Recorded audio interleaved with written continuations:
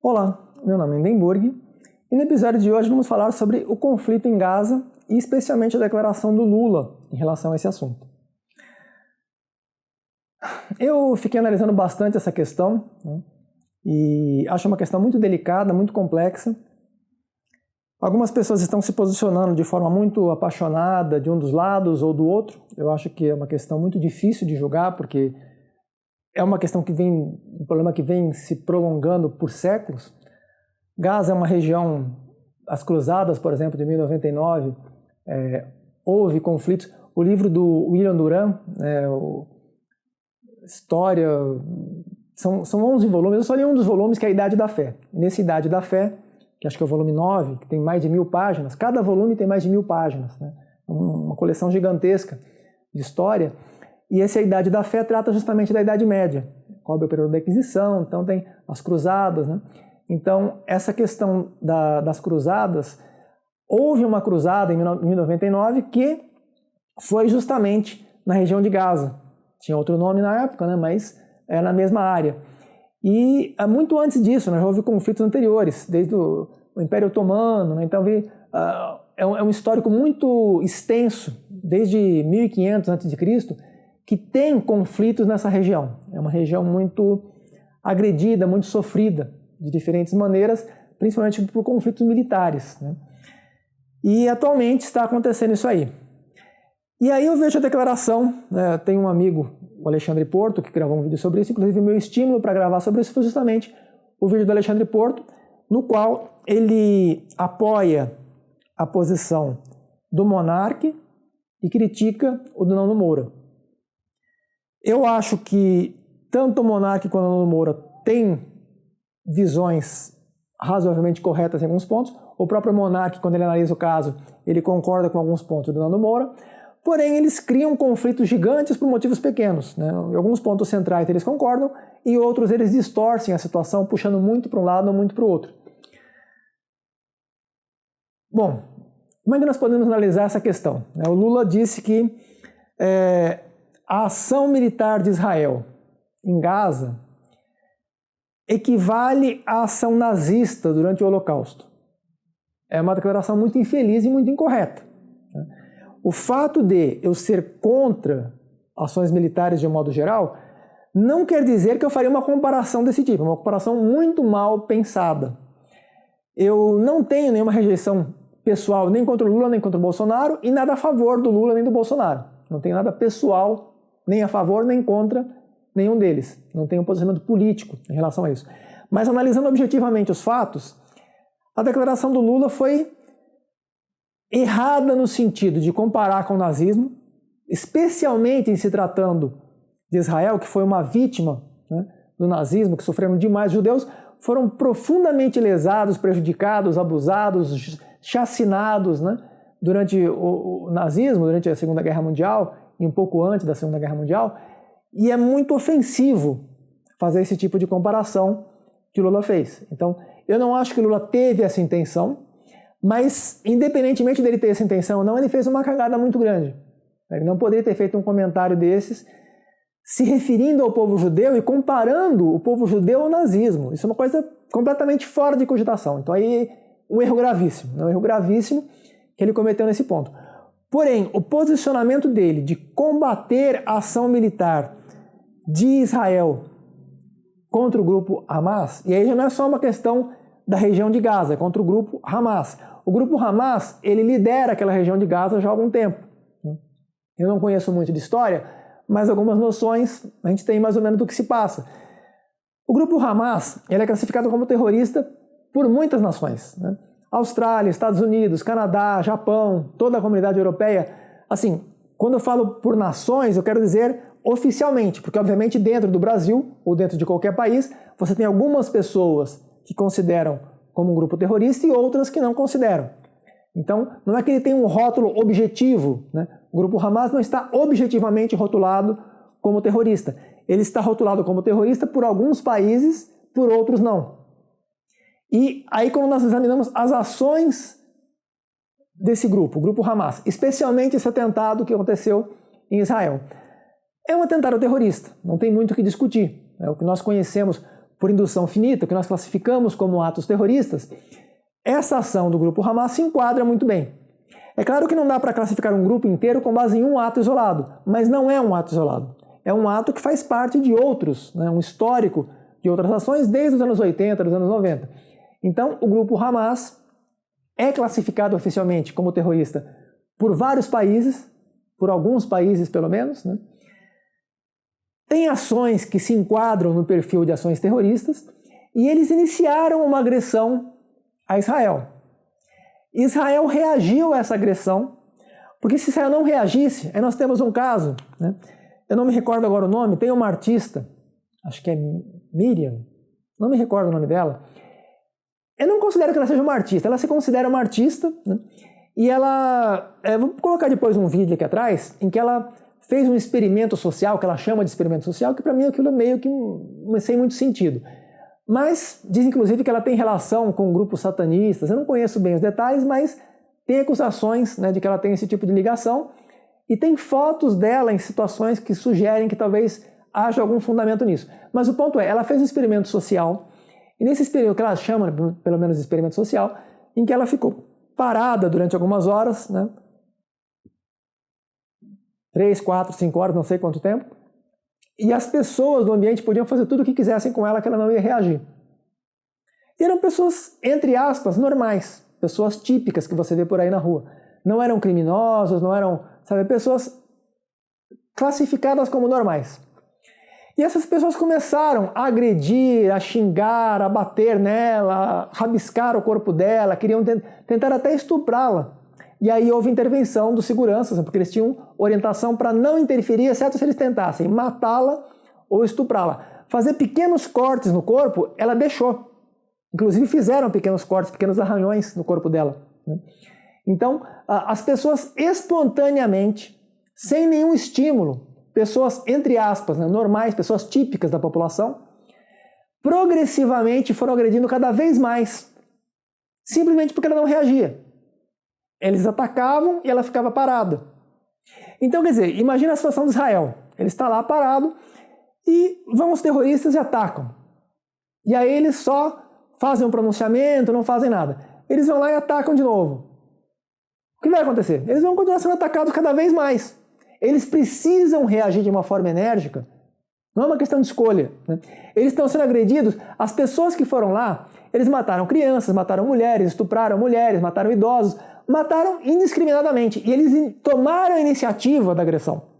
Então Israel não está promovendo um genocídio porque eles querem, porque eles são bandidos. Não, eles estão reagindo a uma ação terrorista em que, se eles não reagissem numa linguagem suficientemente brutal para que os oponentes compreendessem que eles não vão deixar por barato, eles continuariam sofrendo agressão, assim como essa mulher que se diz artista sofreu esse tipo de agressão e foi aumentando, e iria aumentando até que ela seria estuprada e morta. Se não houvesse intervenção dos seguranças, ela teria sido estuprada e morta por pessoas, entre aspas, normais. Eram pessoas ruins? De certa forma, sim, porque obviamente pessoas mentalmente saudáveis, a maior parte das pessoas não é mentalmente saudável, né? A grande maioria das pessoas é estúpida. Isso é um fato concreto. Aquelas pessoas que estavam lá eram típicas da população, que eram selvagens, criminosos, potencialmente criminosos, e só precisavam da oportunidade para exercer, né, os abusos, as atrocidades que elas praticariam habitualmente. E foi o que aconteceu no caso dela, e só não chegou a se consumar um ato pior porque havia seguranças presentes com instrução para, se ultrapassasse um certo limite, que seria estupro e assassinato, ou mutilação permanente, remoção de membros, alguma coisa nesse sentido, que eles deveriam intervir. Caso contrário, eles deveriam ficar só observando, né? E no caso de Israel, é uma situação semelhante. Se Israel sofre um atentado e fica assistindo e não reage, ele vai sofrer outro e outro e outro e não vai acontecer nada. E vão continuar sofrendo. Agora, se ele sofre um atentado e reage, é como você tem lá o Mike Tyson. O Mike Tyson tá lá, grandão, fortão. Aí chega lá uma criança e dá uma mordida na perna dele. Ele, não morde aqui não. Aí a criança volta e morde de novo. Não morde, não faz isso. A criança volta e morde. Se ele não dá um tabefe nessa criança, né, fala, sai daqui, moleque, sabe? A criança vai continuar mordendo. Quando uma das minhas priminhas, ela era pequena, ela estava criança de colo. Eu peguei ela no colo, ela mordeu meu braço. Eu peguei e mordi o braço dela, não mordi com força, obviamente, não machuquei, mas eu mordi para ela sentir que não era para fazer aquilo. Ela nunca mais mordeu ninguém, todo mundo achava bonitinho, né? Ela mordia, olha lá, ela mordeu, não sei o que, até saiu sangue, até marcou, não sei o que. Ela mordeu uma vez, eu mordi, ela nunca mais mordeu, nem eu, nem ninguém. Ela aprendeu que não era para morder, eu não machuquei, eu só mordi para ela sentir um pouco de dor, para ela ver que aquilo não era bom. Ela fazia aquilo com as pessoas, ela teria uma reação compatível, né? É Skinner e Pavlov, praticamente. É Steven Levitt, né? É a reação com recompensa ou uma punição em função da ação que a pessoa teve. Então, se eles têm uma agressão, Hamas vai lá, ataca Israel e não tem punição nenhuma. Vai lá, ataca de novo e não tem punição nenhuma. Ou a punição é uma declaração, a ONU vai lá e fala alguma coisa. Não. Se o cara foi lá e fez isso e agrediu daquela forma, e você não revida numa proporção compatível, porque eles não entendem uma linguagem diplomática. Se eles entendessem uma linguagem diplomática, eles não teriam aquele tipo de ação, né? Eles não fariam aquilo. Se fizeram, precisava haver uma reação que impedisse que aquilo se perpetuasse. Foi uma reação necessária. Então Israel não está lá à toa, né? Não está lá na zona de Gaza porque eles querem estar lá, porque eles querem mandar os soldados para lá para ficar interferindo. Não, eles estão lá como uma necessidade para coibir uma ação terrorista que eles estão sofrendo há muito tempo. É uma necessidade, né? Aí tem outras questões complexas. Porque por que eles estão agredindo Israel? O que eles têm contra Israel? Aí tem uma longa história, né? E não teria como analisar tudo isso, mas eles têm motivos. Mais ou menos, é complexo analisar esse tipo de situação, né? Israel tem o seu Estado, antes não havia, não sei quando foi fundado Israel, acho que foi um pouco depois da Segunda Guerra, não me recordo exatamente, mas acho que foi em 1945 talvez, que foi fundado o Estado de Israel. Mas não havia. Mas não existe um Estado palestino, né? Existe aquela região de Gaza, que não é propriamente o Estado palestino. Outro ponto importante, quem domina a região de Gaza é o grupo Hamas. Então não é um país, não é um Estado soberano que tem um chefe de Estado que seja, né, moderado. Não, é um grupo extremista, classificado como extremista. É extremista ou não? A minha opinião é de que, como tem países, vários países classificam como sendo, no mínimo tem que ser interpretado como razoavelmente suspeito de ser um grupo terrorista. Além disso, analisando concretamente os atos praticados recentemente, houve, de fato, uma configuração de ação terrorista. Essas ações terroristas, essas pessoas são ruins? São pessoas que são facilmente manipuláveis e seguem as instruções de uma pessoa que tem interesses políticos, comerciais, etc., e que coloca essas pessoas para fazerem, né, essas coisas. E nessa situação, foi o que aconteceu durante as cruzadas, tanto do lado islâmico quanto do lado cristão, os dois lados, né? Há muitos pontos a serem analisados, é uma situação muito complexa para ser analisada, mas há muitos pontos, mas de certa forma ambos foram colocados, os dois lados, e isso continua. No caso do lado cristão, atualmente não se tem mais esse tipo de, seria realmente uma manipulação, não tem mais esse tipo de manipulação com propósitos militares. Mas no caso dos islâmicos, infelizmente ainda existem grupos que fazem isso. Então há um processo de manipulação da população que faz com que essa população sinta ódio, né?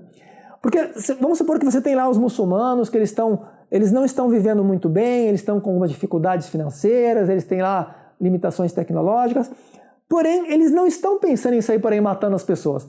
Eles estão lá tentando melhorar, produzir mais, ganhar mais e tal, estão lá tentando. Aí chega uma pessoa com um discurso que faz eles acreditarem que os judeus são os responsáveis pelaquela situação que eles se encontram. Ou que os americanos, ou que algum grupo, um país específico, é responsável por aquela situação. Eles começam a ficar com ódio progressivamente maior, porque eles estão sendo manipulados e seduzidos, né, por um discurso que faz com que eles queiram causar mal a pessoas que eles nem conhecem. Eles nem sabem se essas pessoas são realmente... Eles acreditam que são, porque tem um discurso macio e sedutor que faz com que eles sejam levados, né, inclusive a se sacrificar até morrer.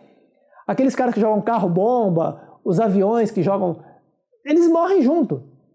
Eles estão se matando em defesa de algo que eles acreditam que no ponto de vista deles aquilo é bom.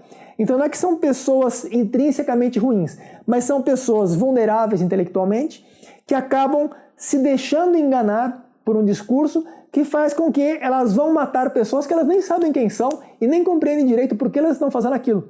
E aí vão e praticam esses atos. E aí provoca uma reação, que é o que está acontecendo, né? Então o que nós temos é uma situação muito complexa de se julgar, de se analisar. Tem vários aspectos antropológicos, psicológicos, sociológicos, militares, econômicos. Tem muitos fatores envolvidos, né? Muitos elementos históricos que se arrastam por séculos, né? E principalmente nas últimas décadas. Então não é fácil analisar e dizer, tem uma parte que é fácil. O comentário do Lula de comparar nazismo com a atitude de Israel está completamente equivocada. Essa análise do Lula é ridiculamente errada, né? Agora, o posicionamento do Lula de que não se deveria promover essas atividades militares é complexa. Não é que ele está errado ou certo, é complexa. Porque se Israel não reagisse a esses atentados, eles continuariam promovendo atentados. Não é uma questão que você chega e conversa sabe, o terrorista vai negociar com você. Não é assim que funciona.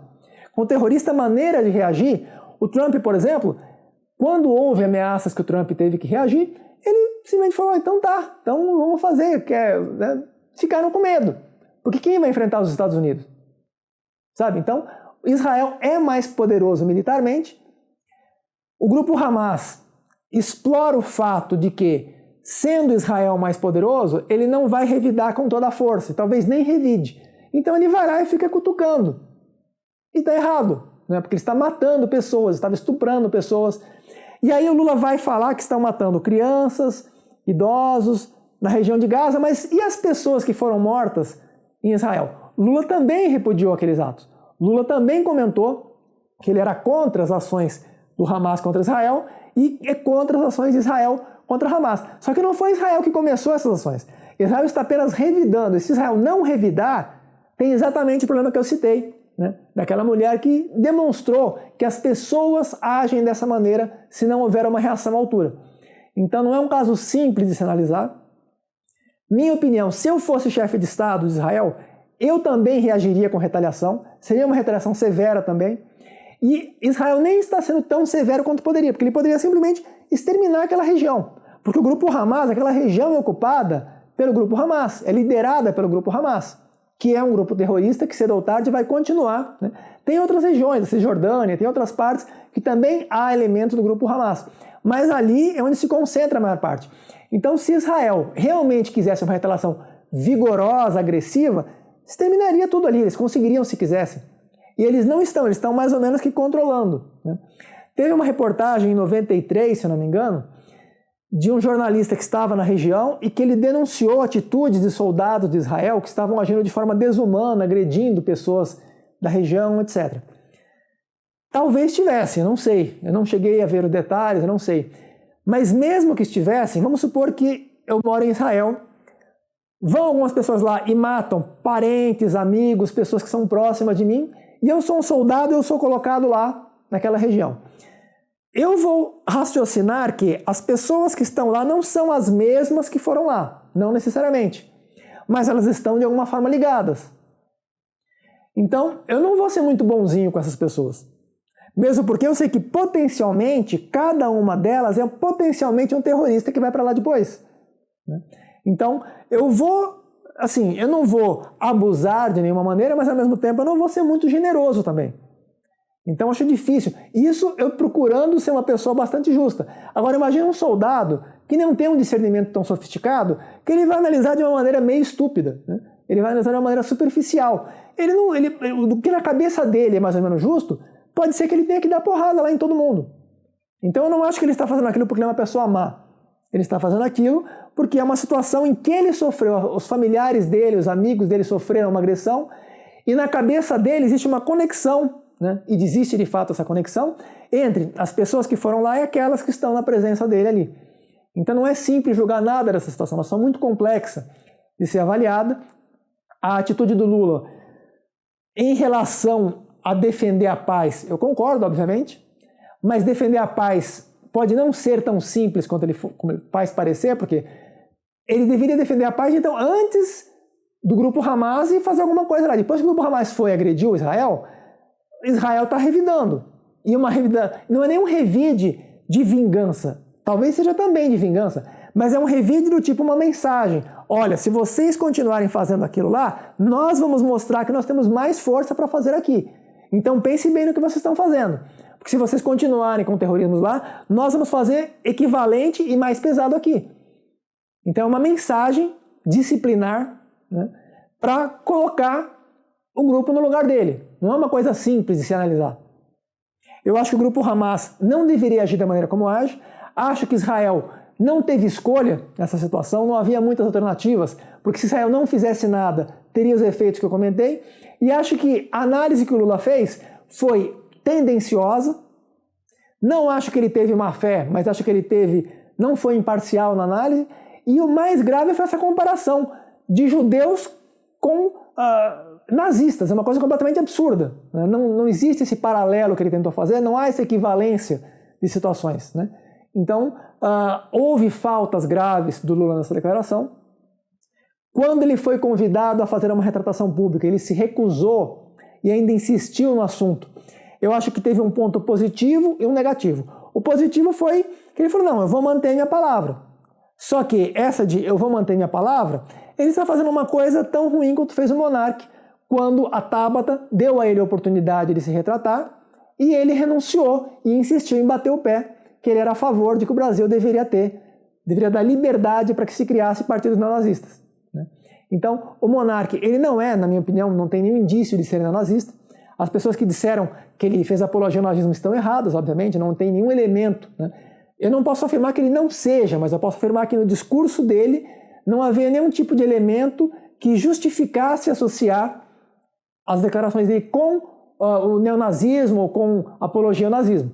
Ao contrário, ele se posiciona de uma maneira em que ele diz que ele é contra o nazismo, mas o fato dele ser contra não quer dizer que ele seja contra que pessoas com opiniões diferentes das dele possam se manifestar. Ele é a favor de que, mesmo que ele seja radicalmente contra o nazismo, ele acha que o nazismo deveria ter liberdade para expressar suas ideologias. E aí é que está o grande problema, porque você não pode defender... Tem dois pontos problemáticos aí. Primeiro ele está colocando a liberdade acima da tortura, assassinato, genocídio, estupro, abuso, opressão, racismo, etc. Né? Não pode colocar a liberdade acima desses valores que devem ficar acima da liberdade. E o outro erro é que a própria liberdade, o nazismo é contrário à liberdade. O nazismo ele cerceia a liberdade. Então você não pode ser a favor de um grupo que vai, além de cercear a liberdade, praticar vários outros crimes.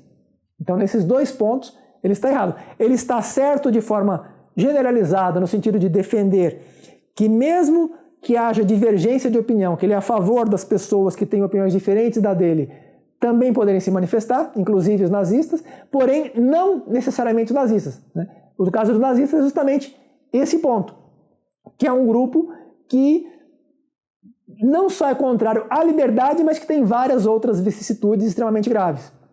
E aí ele falhou gravemente. A Tabata ainda deu a oportunidade para ele de revisar a declaração dele e ele insistiu. Ele insistiu, bateu o pé e falou, não, é assim e tal. Está errado. Né? Então, a conduta dele, eu entendo que ele não tem nenhum indício de ser nazista, não tem nenhum traço de apologia ao nazismo, nada parecido com isso.